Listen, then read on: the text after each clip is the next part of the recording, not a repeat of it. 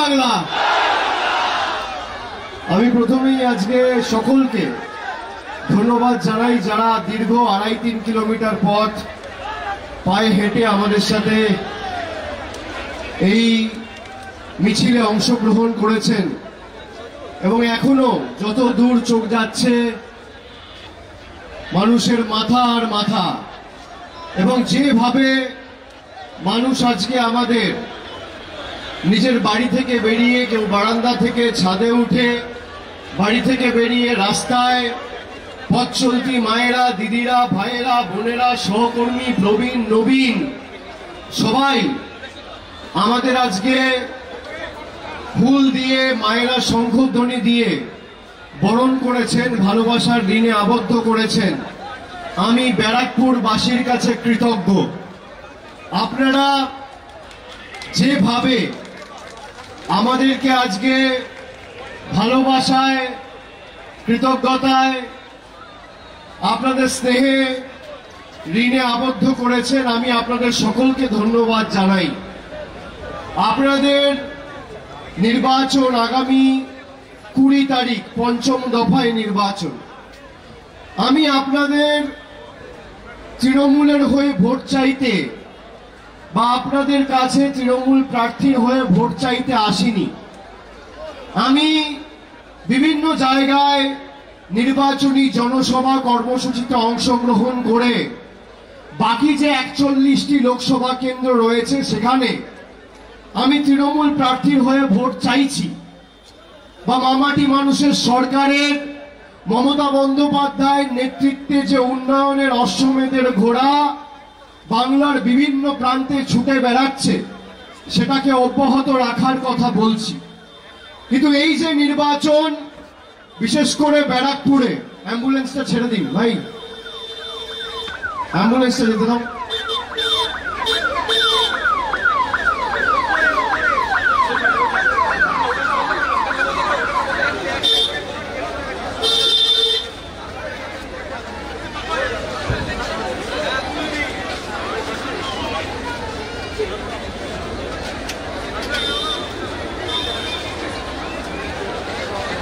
আমি বাকি লোকসভা কেন্দ্রগুলোতে সভা সমিতি করছি। মমতা বন্দ্যোপাধ্যায়ের সার্বিক উন্নয়নের যে জয়যাত্রা 2011 থেকে শুরু হয়েছে সেটা অব্যাহত রাখার কথা বলছি। আপনাদের কাছে খালি আমার একটাই আবেদন থাকবে যে আগামী 20 তারিখ যখন ভোট দিতে যাবেন, খালি চোখ বন্ধ করে 2019 সালের 23শে মে ব্যারাকপুরের বিভিন্ন জায়গায়, নৈহাটি, ব্যারাকপুর, শ্যামনগর, ওদিকে জগদ্দল, ভাটপাড়া, কাকিনাড়ায় বিজেপি জেতার পর কি পরিস্থিতি করেছিল, জল্লাদদের উল্লাস মঞ্চে আমাদের এই ব্যারাকপুরের বিস্তীর্ণ এলাকা জুড়ে ধারাবাহিকভাবে সন্ত্রাস চালিয়েছিল বাংলা দখল করবে বলে। খালি সেই কথাটা মাথায় রাখবেন। বিভিন্ন জায়গায় বম্বিং করা, গুলি চালানো, নৈরাজ্যে পরিণত করা, আর তৎকালীন পুলিশ প্রশাসন ছিল নির্বাচন কমিশনের অধীনে। আমি আপনাদের অনুরোধ করব, আমরা অর্জুন সিংকে দলে নিয়েছিলাম। আপনারা প্রশ্ন করতেই পারেন যে তাহলে আপনারা অর্জুন সিংকে দলে নিলেন কেন? আমরা এটা প্রমাণ করার জন্য দলে নিয়েছিলাম যে অর্জুন সিং এর গায়ে যদি বিজেপির জার্সি আর এমপি পদটা না থাকে, অর্জুন সিং বিড়াল তৃণমূলে ছিল, খাঁচা বন্দী হয়েছিল, ব্যারাকপুরে কোনো জায়গায় কোনো অশান্তি করতে পারেনি। 2022 থেকে 22-23 যে 2 বছর অর্জুন সিং তৃণমূলে ছিল, কোনো জায়গায় কোনো দুর্ঘটনা, কোনো নৈরাজ্য, কোনো গুন্ডামি, রাজানি, গাজোয়ারি, মস্তানি করতে দিইনি।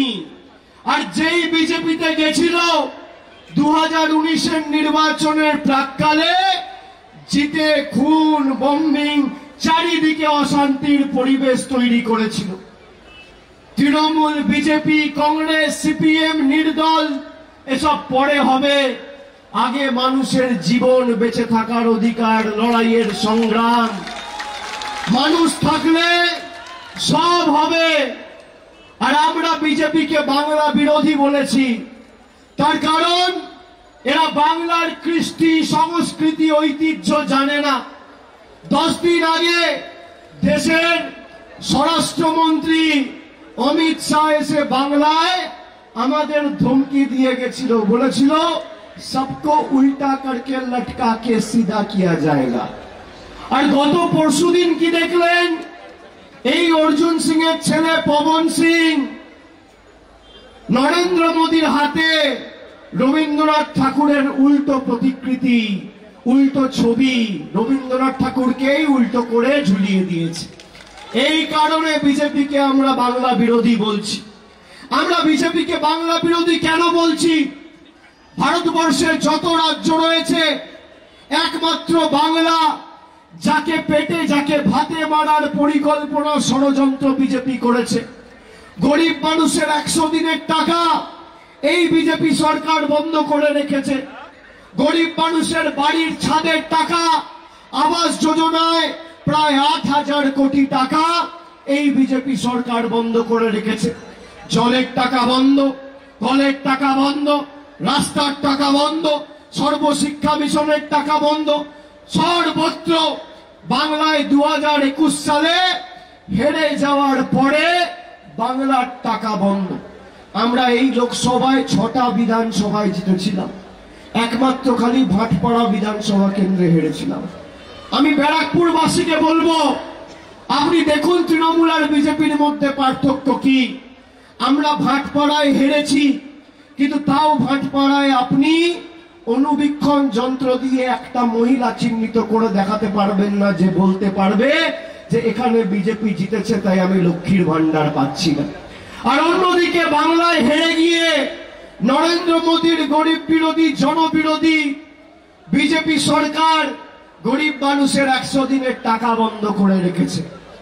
এদেরকে এমন ভাবে আগামী 20 তারিখ জবাব দিতে হবে যে মানুষকে ঠকানোর আগে যাতে 10 বছর এরা ব্যারাকপুরের জবাবটা মনে রাখে।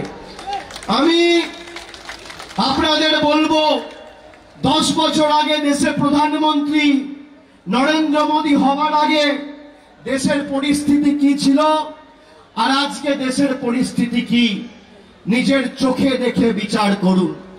যারা দিন আনেন দিন খান, 1 দশক আগে 2014 সালের আগে যারা বলেছিল আচ্ছে দিন আসবে, একটা রান্নার গ্যাসের সিলিন্ডারের দাম ছিল আজ থেকে 10 বছর আগে 400 টাকা। আজকে মোদিজির শাসনকালে সেই রান্নার গ্যাসের একটা সিলিন্ডারের দাম 1000 টাকা। ডিজেলের দাম ছিল 40 টাকা, আজকে ডিজেলের দাম 93 টাকা।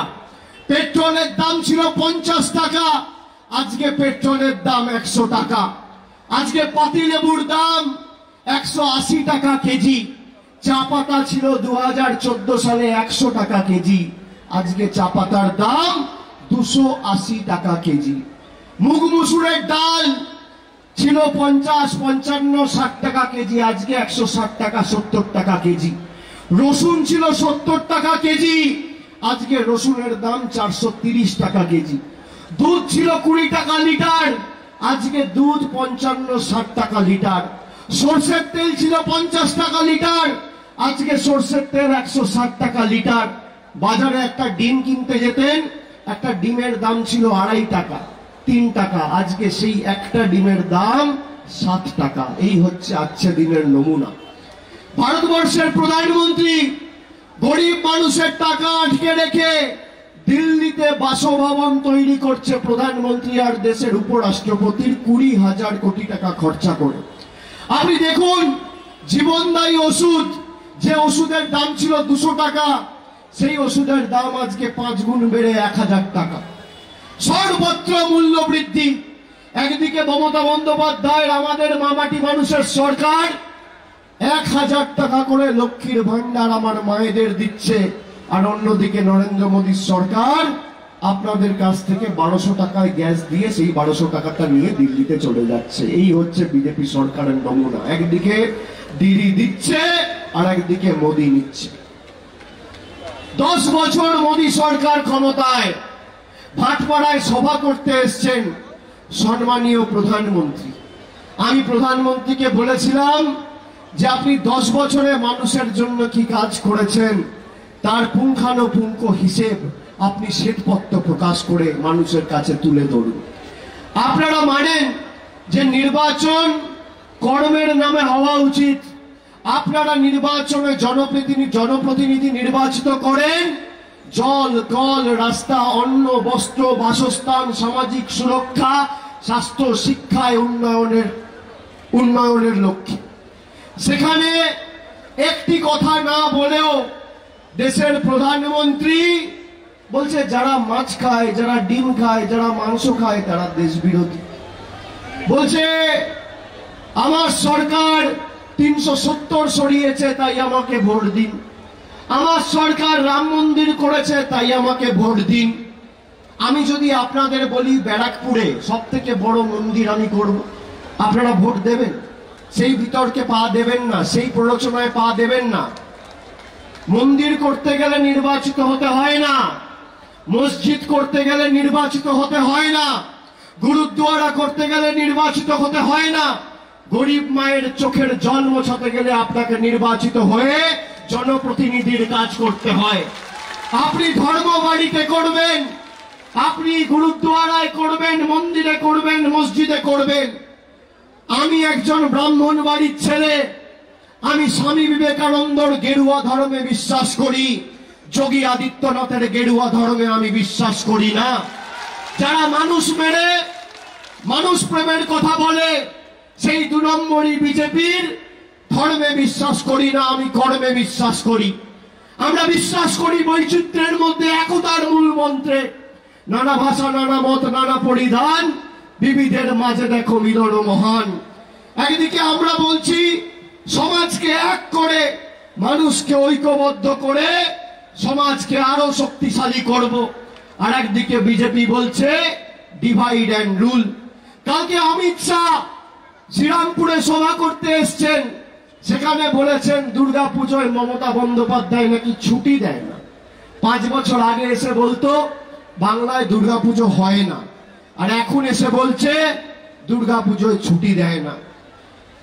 গত বছর 2023 সালে সপ্তমী ছিল 20 তারিখ, আর আমাদের সরকার ছুটি দিয়েছিল 18 তারিখ থেকে 27 তারিখ, 10 দিন।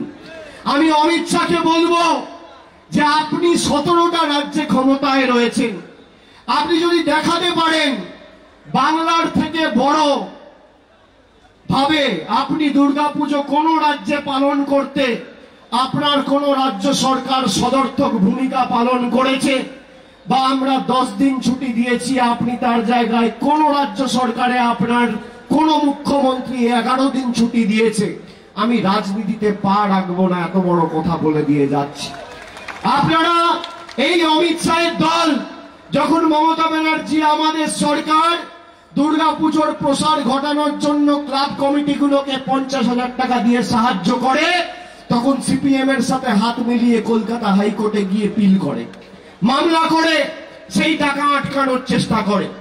বাংলাকে যারা ভাতে মেরেছে, বাংলার মর্যাদা সম্মান যারা ক্ষুণ্ণ করেছে, 10 বছর বাংলার মানুষকে নিপীড়িত, বঞ্চিত, অত্যাচারিত, শোষিত করে রেখেছে, আগামী 20 তারিখ তাদের কড়ায় গন্ডায় জোড়া ফুলের পাশের বোতামটা টিপে দিল্লি ভূমিকম্প করে প্রমাণ করতে হবে এই গণতন্ত্রে, এই সমাজে কোন রাজনৈতিক নেতা প্রধানমন্ত্রী নয়, মানুষ শেষ কথা বলে।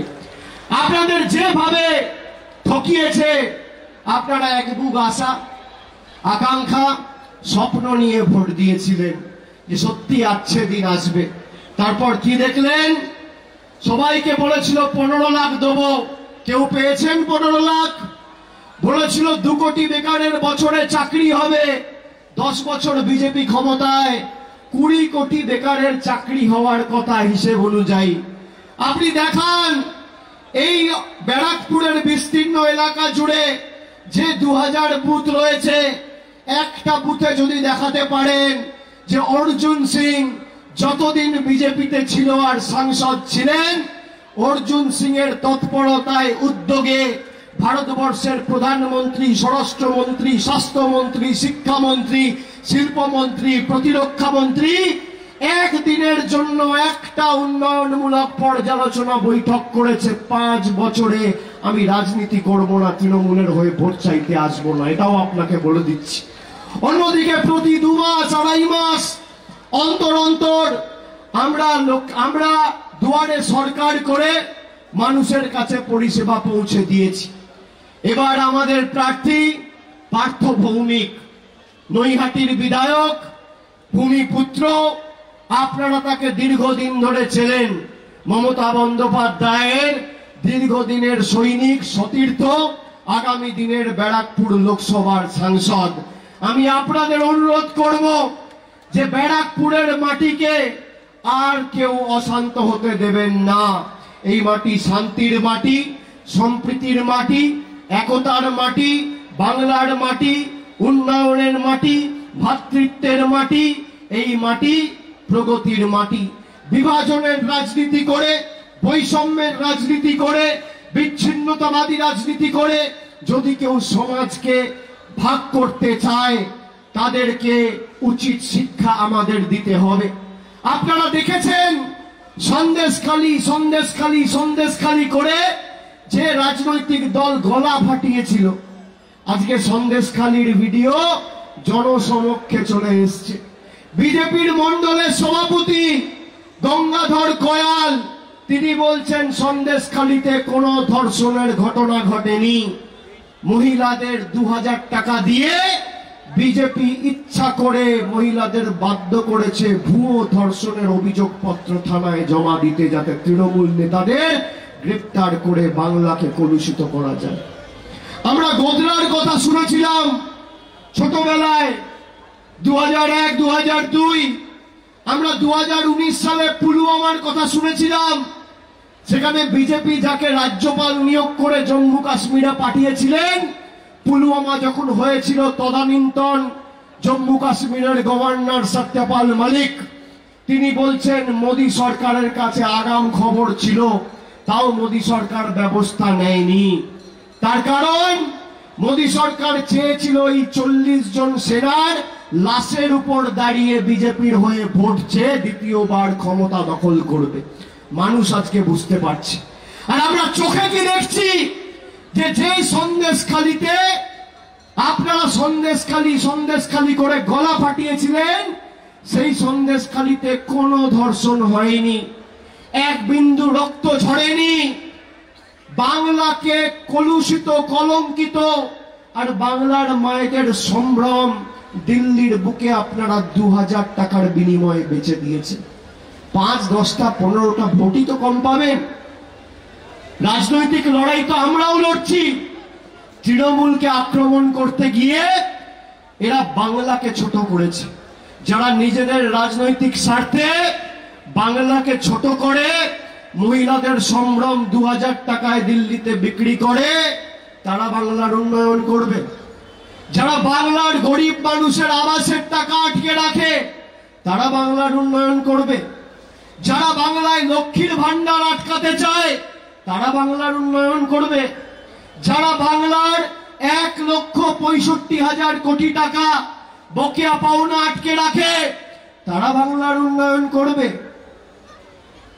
আমি আপনাদের জিজ্ঞেস করতে চাই, 20 তারিখ আপনারা ভোটাধিকার প্রয়োগ করবেন। গরম বাড়লে, বৃষ্টি পড়লে ছাতা নিয়ে যাবেন। কথায় আছে না, সেকড়া ঠুকঠাক কামারের একঘা, 100 সোনার কি 1 লোহার কি।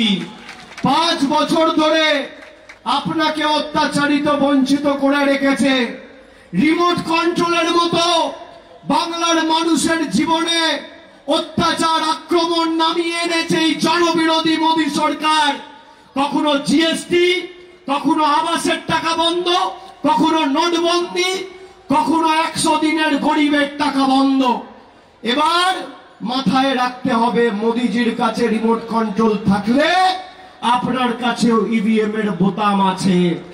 আপনি ইভিএম এর বোতামটা টিপবেন, আর আগামী দিন বিজেপি নেতাদের ভবিষ্যৎ অন্ধকার হয়ে যাবে। গণতন্ত্রে কোনো বড় নেতা শেষ কথা বলে না, শেষ কথা সাধারণ মানুষ বলে। আপনার একটা ভোটের যা ক্ষমতা, কারোর ক্ষমতা নেই। আপনি চেয়েছেন বলে কেউ প্রধানমন্ত্রী হয়েছে, কেউ বিধায়ক হয়েছে, কেউ সাংসদ হয়েছে, কেউ মুখ্যমন্ত্রী হয়েছে, কেউ কেন্দ্রীয় মন্ত্রী হয়েছে, কেউ রাষ্ট্রপতি হয়েছে, কেউ রাজ্যপাল হয়েছে। আপনি যদি না চান, কারোর কোনো ক্ষমতা নেই। এদের ঔদ্ধত্য, দম্ভ, অহংকার রাস্তায় নামিয়ে চূর্ণ বিচূর্ণ করতে মানুষের 5 মিনিটের বেশি সময় লাগবে না। আমি 3 মাস ধরে রাস্তায়, আমি আপনাকে বলছি, আমি মানুষের চোখে মুখে যা উৎসাহ উদ্দীপনা দেখেছি, সর্বত্র উত্তর থেকে দক্ষিণ সব কটা জেলা বিগত 3 মাসে আমি গেছি, সভা সমিতি কর্মসূচি করেছি। কেন্দ্রের সরকারের বিদায় এবং আগামী 4 তারিখ পরিবর্তনের সরকার দিল্লিতে হচ্ছে, কেউ আটকাতে পারবে না। এবং সেই সরকারের ক্ষেত্রে নির্ণায়ক ভূমিকা যাতে বাংলার মানুষ পালন করে, সেটা আপনাদের সুনিশ্চিত করতে হবে। আমাদের প্রথম লক্ষ্য, সরকার হওয়ার পর বাংলার যে 1,64,000 কোটি টাকা আটকে রয়েছে, আমরা 3 মাসের মধ্যে সেই টাকা এনে প্রগতিকে আরো 10 গুণ গতিতে বাড়িয়ে নিয়ে গিয়ে মানুষকে পরিষেবা পৌঁছে দেব। এত অর্থনৈতিক বাধা বিপত্তি প্রতিকূলতা থাকার পরেও মমতা বন্দ্যোপাধ্যায় 25,000 কোটি টাকা খরচা করে বাংলার 2,12,00,000 মহিলাকে লক্ষ্মীর ভান্ডার দিচ্ছে। এত বাধা বিপত্তি প্রতিকূলতা থাকার পরেও আমরা স্বাস্থ্যসাথী কার্ড দিচ্ছি। মোদিজি বলছে আমাকে আয়ুষ্মান ভারত বাংলার মুখ্যমন্ত্রী করতে দেয়নি। হ্যাঁ, আমরা করতে দিইনি। কেন দিইনি তাও আপনাকে বলছি। আর এখানে সংবাদ মাধ্যম আছে, সংবাদ মাধ্যমের সামনে বলছি, শুনে রাখুন। আপনার বাড়িতে কারোর হাতে যদি মোবাইল স্মার্টফোন থাকে, সে আয়ুষ্মান ভারত পাবে না। পরিবারে 4 জন সদস্য, কারোর যদি স্কুটার থাকে, আয়ুষ্মান ভারত পাবেন না। বাড়িতে টিভি থাকলে আয়ুষ্মান ভারত পাবেন না। রেডিও থাকলে, ফ্রিজ থাকলে আয়ুষ্মান ভারত পাবেন না। আর আমাদের স্বাস্থ্যসাথী, হাতে ফোন থাকলেও পাবেন, না থাকলেও পাবেন। বাড়িতে টিভি থাকলেও পাবেন, না থাকলেও পাবেন। ফ্রিজ থাকলেও পাবেন, না থাকলেও পাবেন। স্কুটার থাকলেও পাবেন, না থাকলেও পাবেন। মোটরসাইকেল থাকলেও পাবেন, না থাকলেও পাবেন। রেডিও থাকলেও পাবেন, না থাকলেও পাবেন। 8 থেকে 80, ছোট থেকে বড়, মহিলা, প্রবীণ, নবীন, সবাই বাংলার 10 কোটি মানুষ স্বাস্থ্যসাথী পাচ্ছে। আমরা যদি আয়ুষ্মান ভারত করতে দিতাম, বাংলার 10 কোটি মায়ের 10 কোটি বঙ্গবাসীর মধ্যে 40 লক্ষ লোক পেত আয়ুষ্মান ভারত, আর 9,60,00,000 লোক বঞ্চিত হতো। আপনারা বলুন তো, আপনারা কি চান, আয়ুষ্মান ভারত না স্বাস্থ্যসাথী? আমরা এই কারণে করতে দিইনি। আমাদের তো রাজ্য সরকারের 5,000 কোটি টাকা বাঁচতো, কিন্তু 9,60,00,000 মানুষ পরিষেবা পেত না। তাতে লাভ কি? আমরা বৈষম্য করে রাজনীতি করি না। আমরা নির্বাচিত হওয়ার পর আমাদের একটাই ধর্ম, মানব ধর্ম।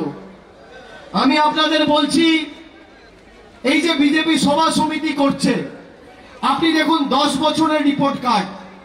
আপনারা বলুন তো, যারা আজকে আমাদের সভা দেখছেন, শুনছেন, খালি আমাকে একটা কথা বলুন, মোদিজি 10 বছর ক্ষমতায়, মোদিজির রিপোর্ট কার্ড নিয়ে আসা উচিত, হ্যাঁ কি না?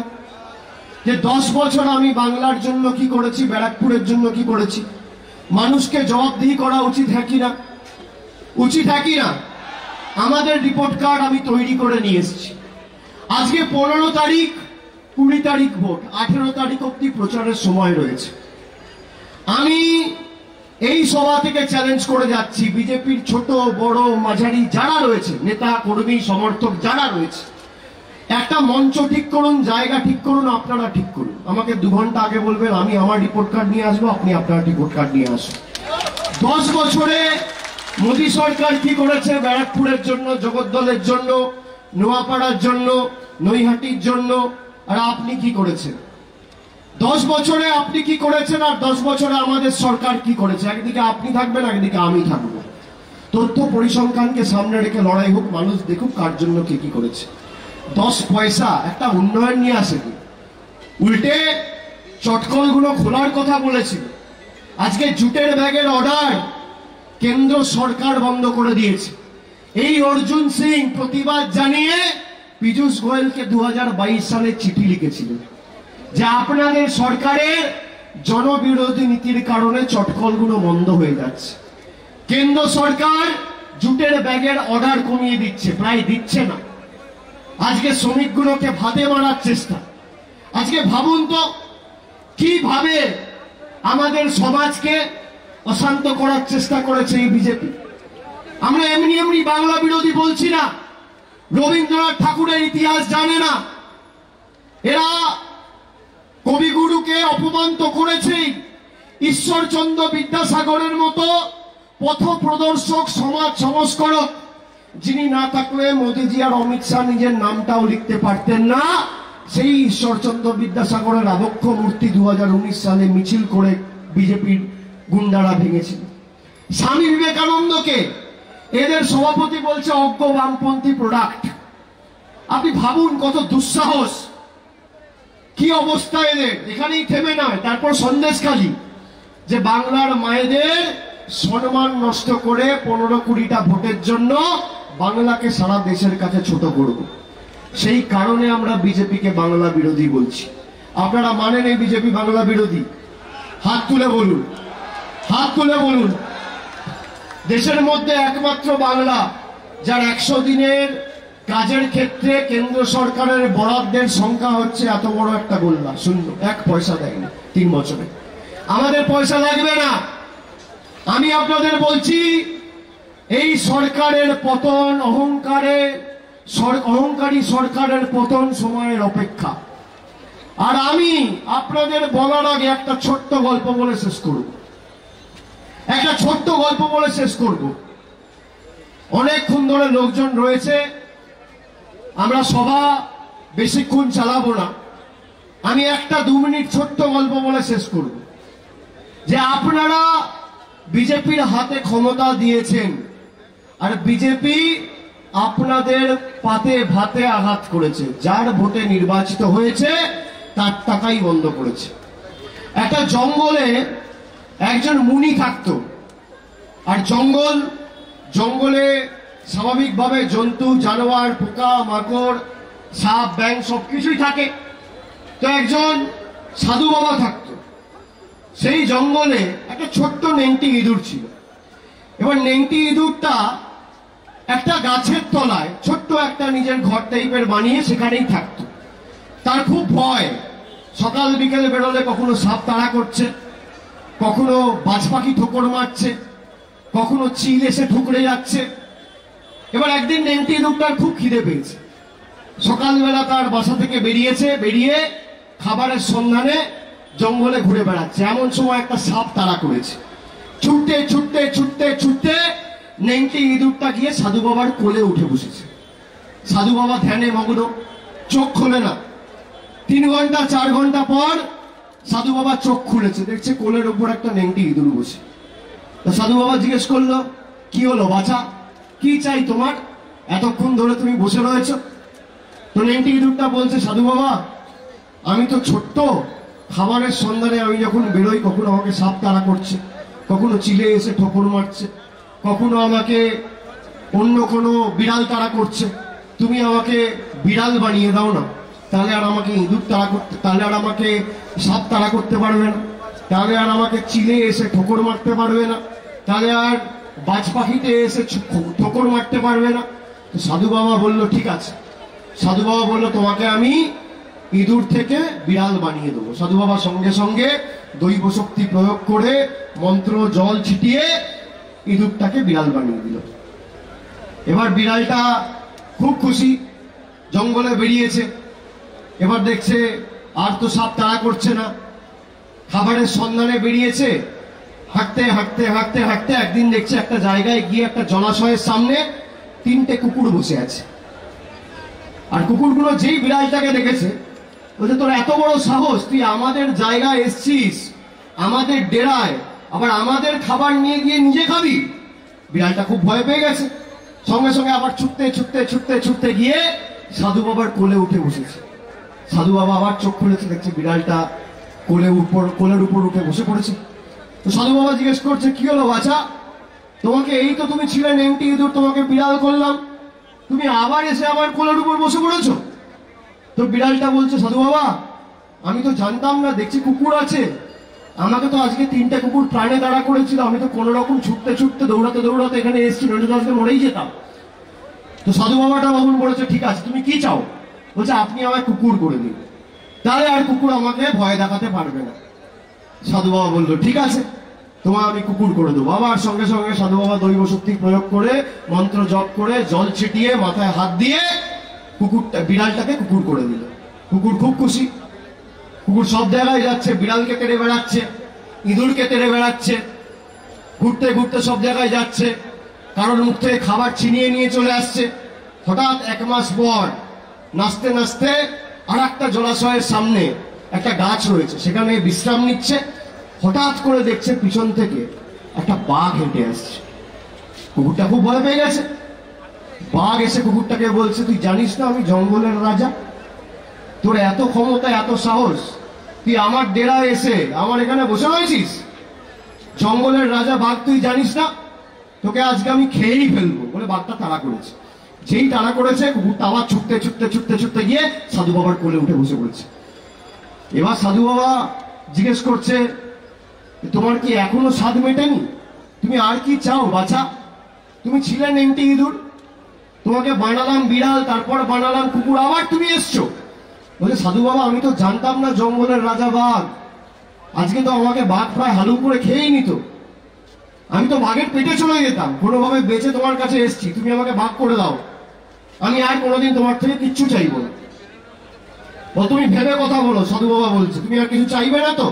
বলছে, না, আমাকে শেষবারের মতো তুমি দৈব শক্তি প্রয়োগ করে মন্ত্র জপ করে তুমি আমাকে কুকুর থেকে বাঘ করে দাও, আমি আর কিচ্ছু চাইবো না। সাধু বাবা বললো, ঠিক আছে। সাধু বাবা আবার নিজের দৈব শক্তি ক্ষমতা প্রয়োগ করে মন্ত্র পড়ে জল ছিটিয়ে মাথায় হাত দিয়ে কুকুরটাকে বাঘ করে দিল। বাঘ আনন্দে আত্মহারা, যেখানে যাচ্ছে দেখছে সব পালিয়ে যাচ্ছে লেজ গুটিয়ে বাঘকে দেখে। কুকুর হোক, বিড়াল হোক, শিয়াল হোক, নেকড়ে হোক, যে হোক, সব পালাচ্ছে। সাপ ব্যাং যারা আসছে সামনাসামনি কেউ আসার সাহস পাচ্ছে না। বাঘটা খুব আনন্দিত।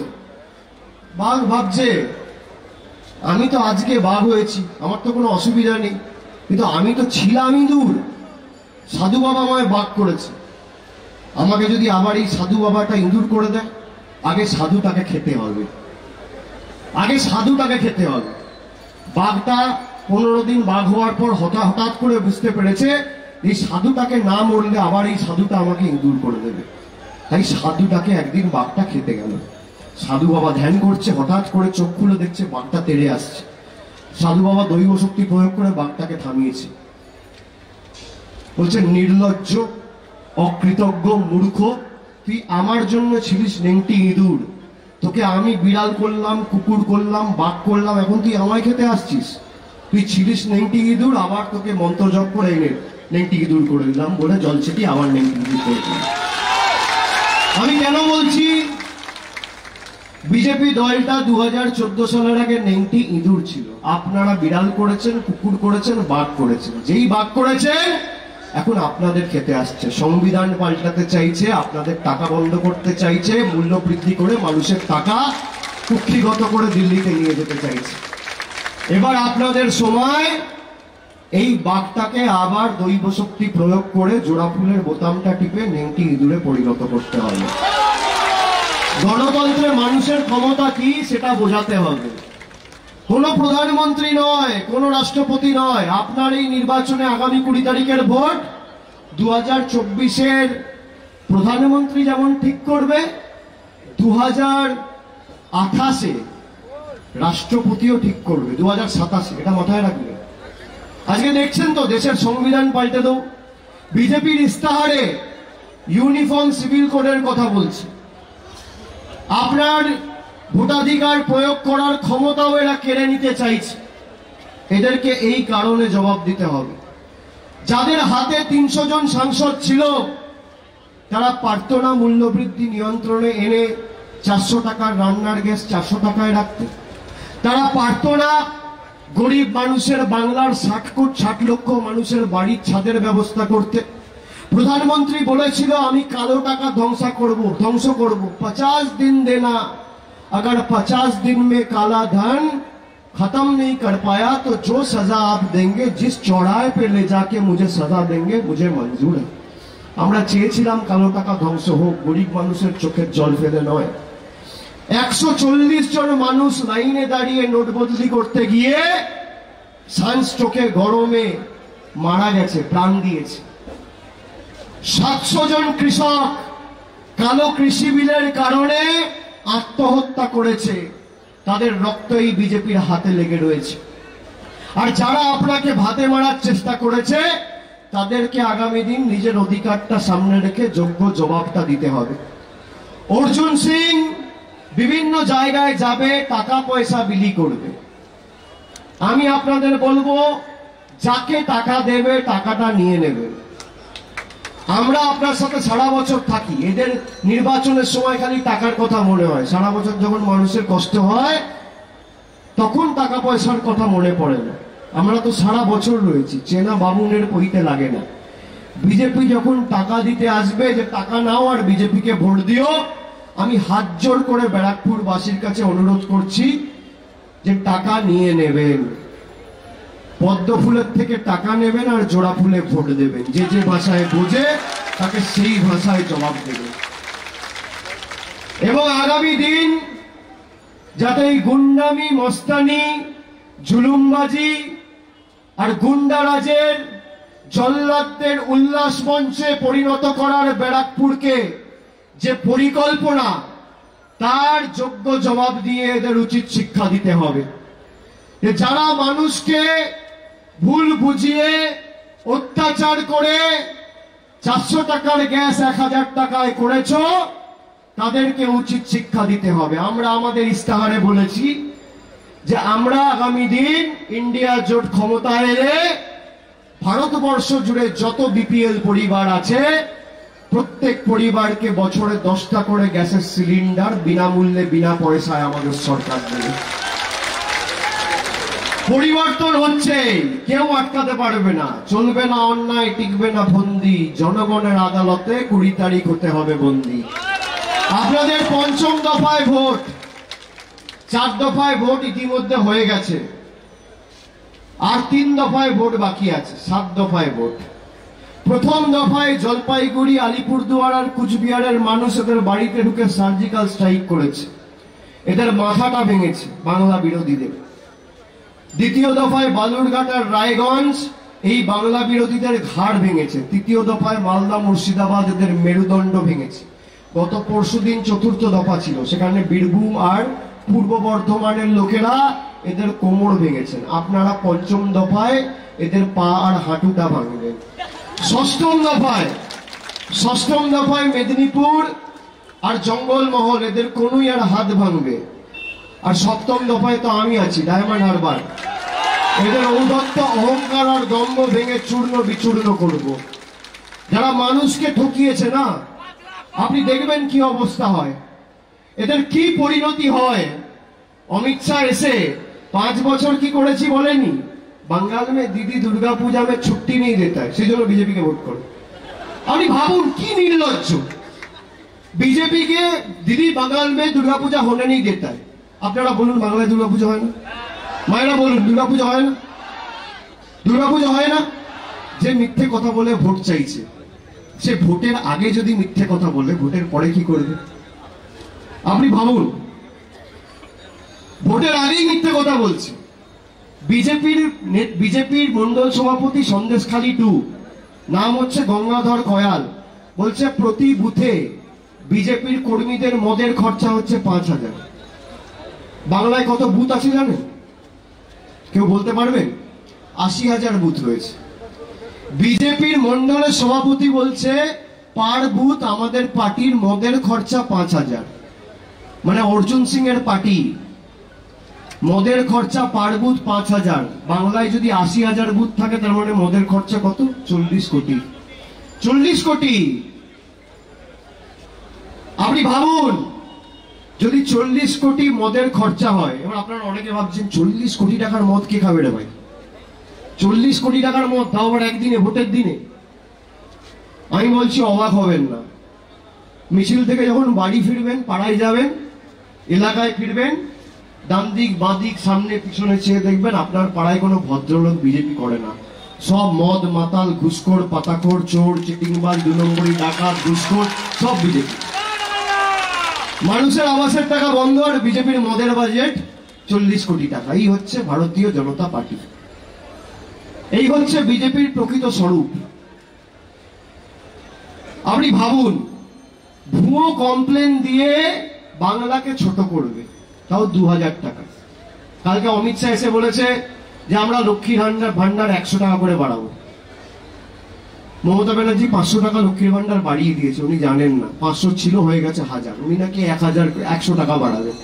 আমি বলবো যারা এসছেন, আমরা এই বিজেপিকে সাফ করার পর আমাদের যারা কাজ করেন বা যারা ব্যবসা করেন, জুন মাসের শেষে, জুন মাসের প্রথমে সরকার বদল হবে, সবার মাইনে থেকে 100 টাকা করে কেটে অমিত শাহকে পাঠাবে।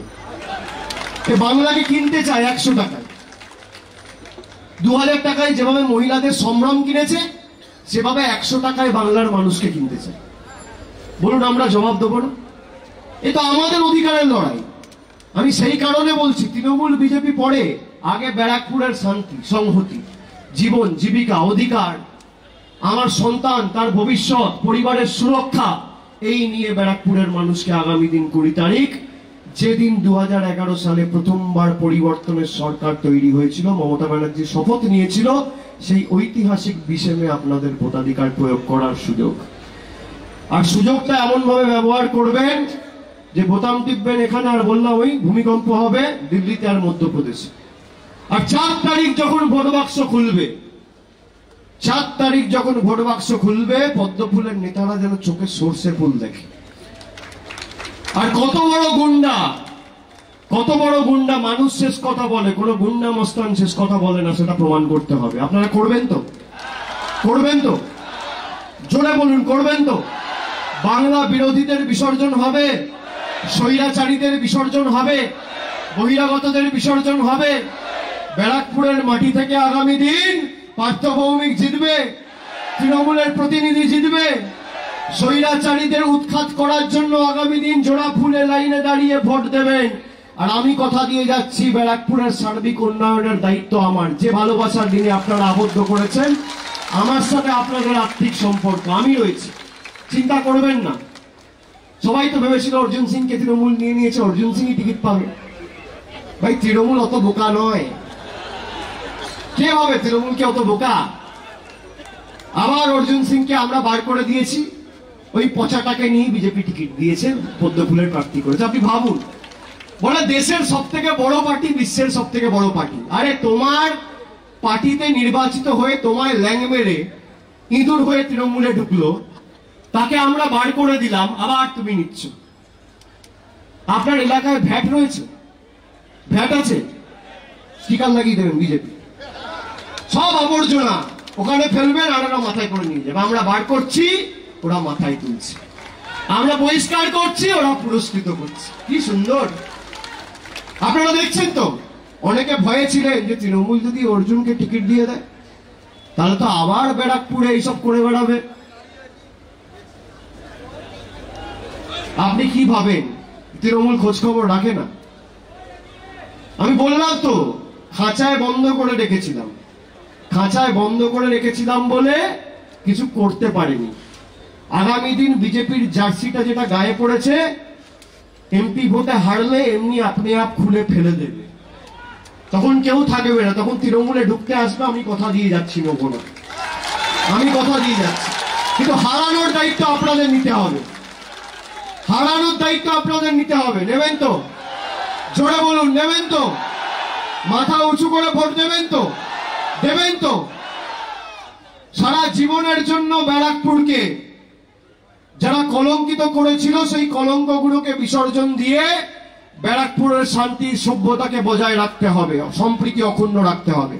দায়িত্ব আপনারা নিচ্ছেন। ব্যারাকপুরের শান্তি শৃঙ্খলা সভ্যতা সম্প্রীতি সংহতির দায়িত্ব আপনাদের, আর উন্নয়নের দায়িত্ব আমার কাঁধে, আমি নিয়ে গেলাম। সকলকে ধন্যবাদ জানিয়ে, প্রণাম জানিয়ে, কৃতজ্ঞতা জানিয়ে আমার কথা এখানেই শেষ করলাম।